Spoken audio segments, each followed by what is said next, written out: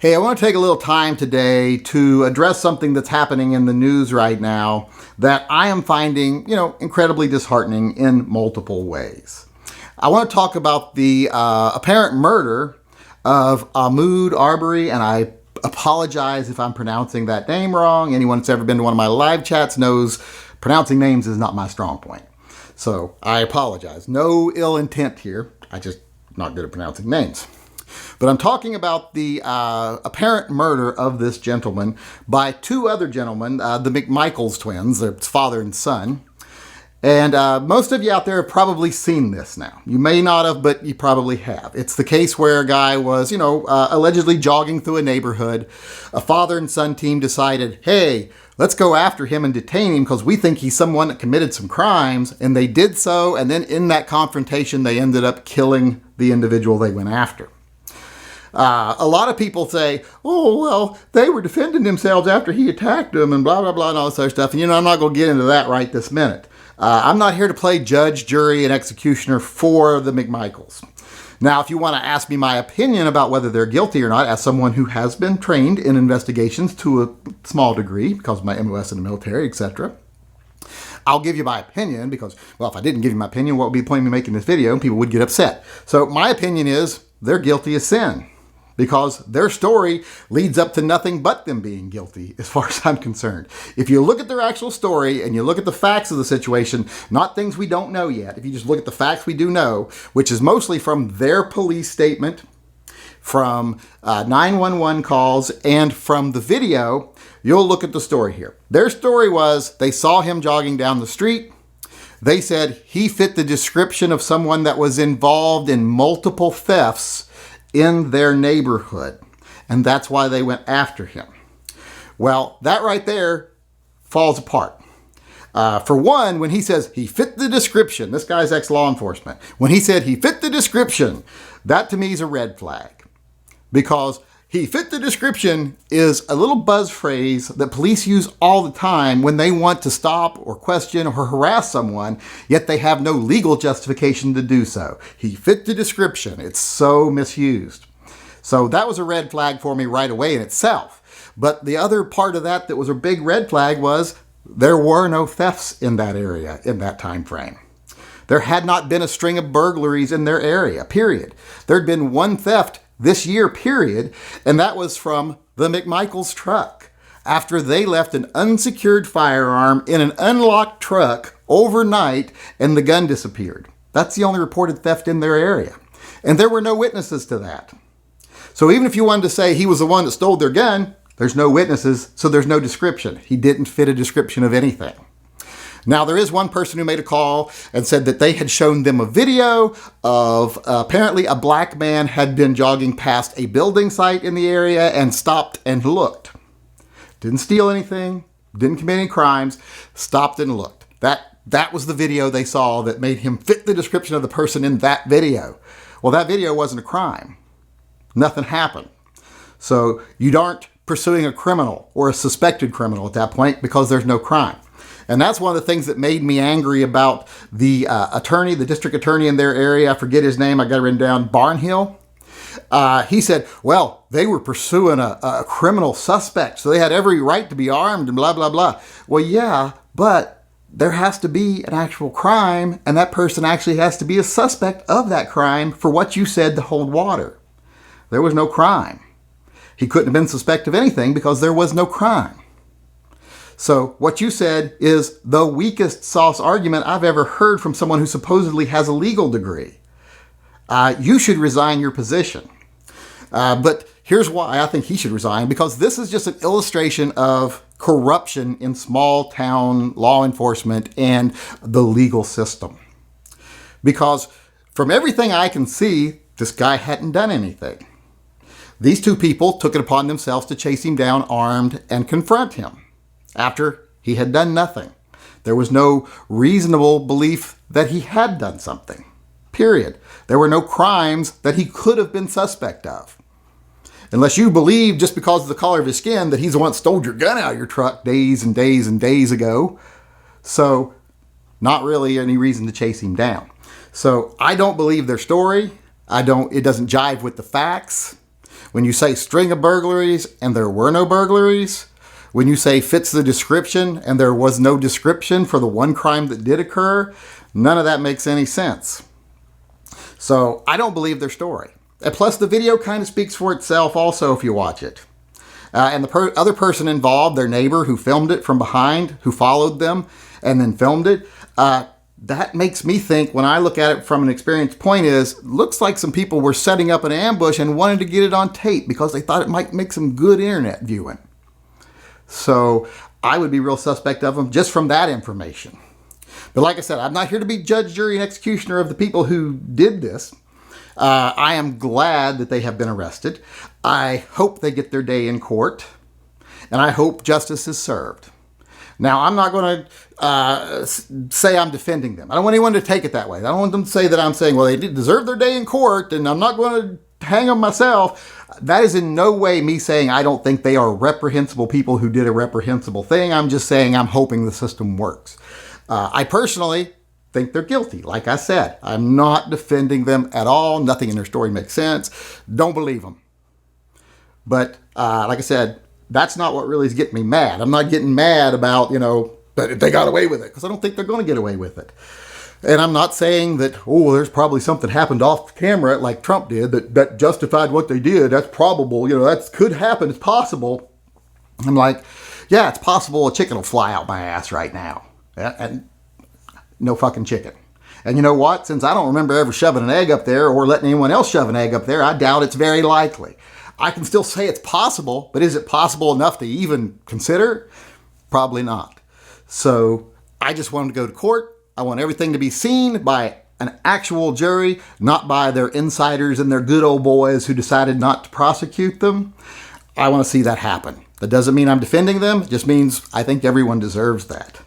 The stuff I want to talk about today that really makes me mad is something I touched on already, which is the corruption of these local law enforcement agencies and legal systems, to show you how clear it is that,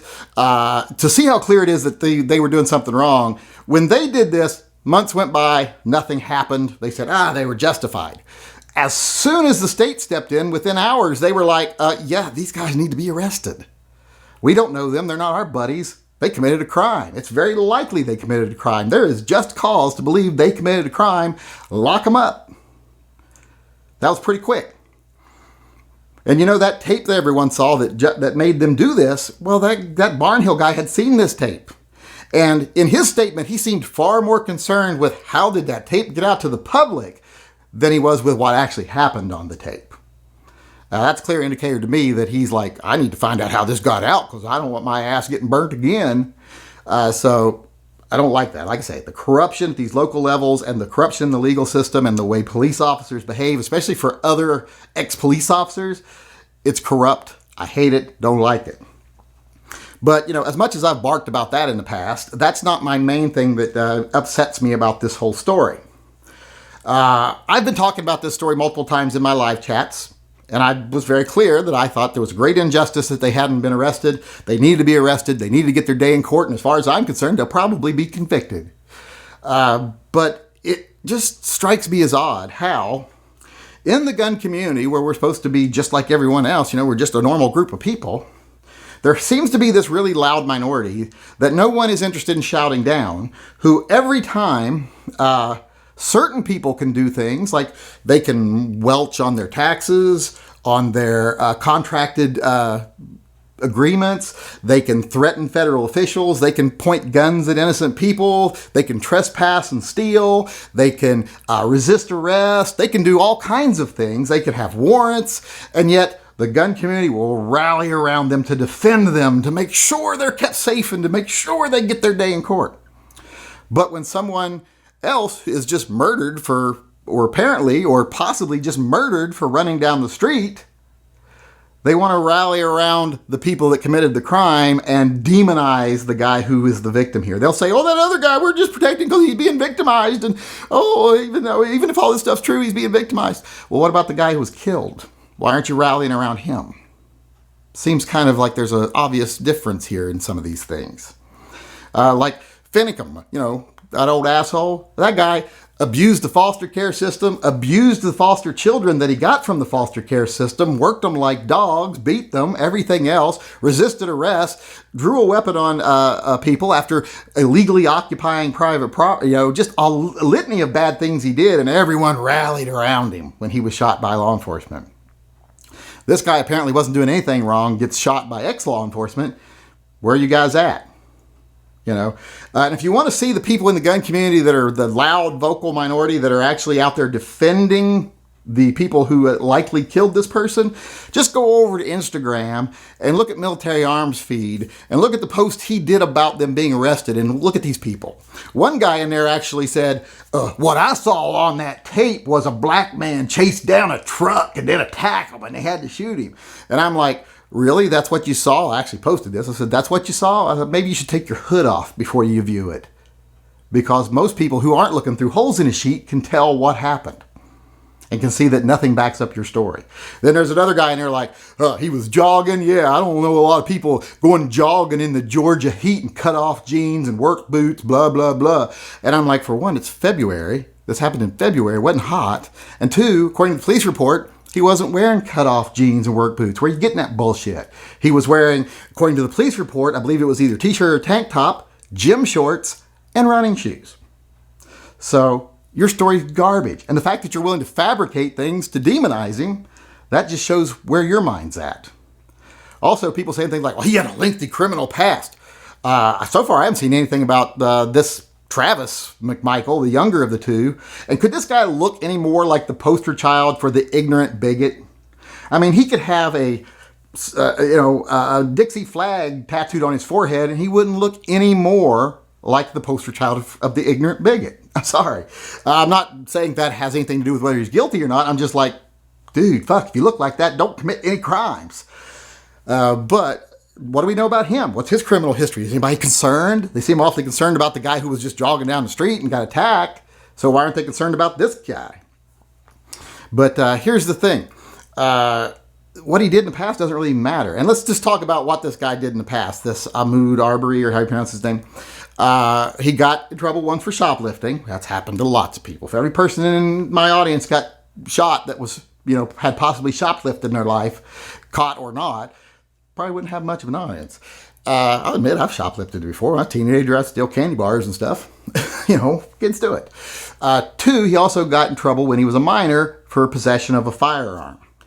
That seems to me like something a lot of people in the gun community, especially the louder people, would defend. That government can't tell you when to carry a gun, where to carry a gun, or even how old you got to be, etc. It's not their right. So you think you'd be defending that prosecution of him right there. People even going and digging up like, his cousin has got in trouble before and he was in jail, and his older brother's gotten in trouble and went to jail. Who gives a fuck? None of that's relevant. The very fact you bring that up shows a bias.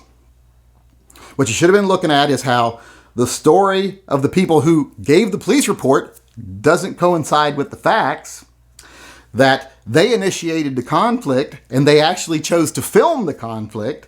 They chose to arm themselves and engage in conflict when there was no crime being committed at that time, period.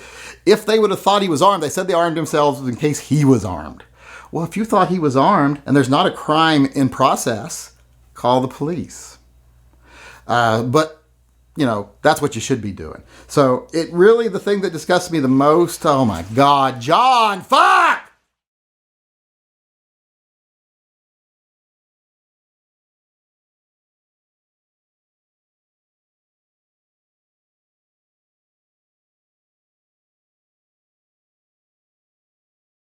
So as I was saying, the thing that disgusted me the most about this whole thing, it's not the actual event, even though that is disgusting, but I'm hoping there'll be justice for that. It's not even the fact that it illustrates the corruption, the racism, the good old boy network, the incompetence, etc. in many of our small towns and states as far as the legal system is concerned. It's that the gun community itself hasn't been more vocal about this. It's that they often choose to rally around the wrong person, I think. And often they choose to rally around someone who is a known criminal, and then someone who appears to have been targeted and attacked for no reason, they try to demonize. And sometimes you have to say to yourself, what's the difference between those two people? Could it possibly be the color of their skin? And that itself, that sickens me. That so many people in this community are still racist. And I don't think it's a majority, like I said. I think it's a small minority. But I give it the same type of thought that I give when I say there's no good cops. Because whenever a good cop stands by and lets bad cops be bad cops, then they're just as guilty as them. Same thing in the gun community. If you're one of the people who sits and lets those other people scream this racist stuff and make these baseless accusations, etc., and you don't shout them down or you don't rebut them, then you're just as bad as they are. So the very fact I haven't seen a lot of people standing up for this guy, just like I didn't see a lot of people stand up for Philando Castile when I did, and I lost a lot of subs over that. I lost about 50,000 subs over that, and I say good riddance to all of them. So I hope to see more people in the gun community standing up because, like I said, that's the saddest thing I saw about all this, who the gun community chooses to support. And sometimes how it seems that they choose who to support by who looks more like them.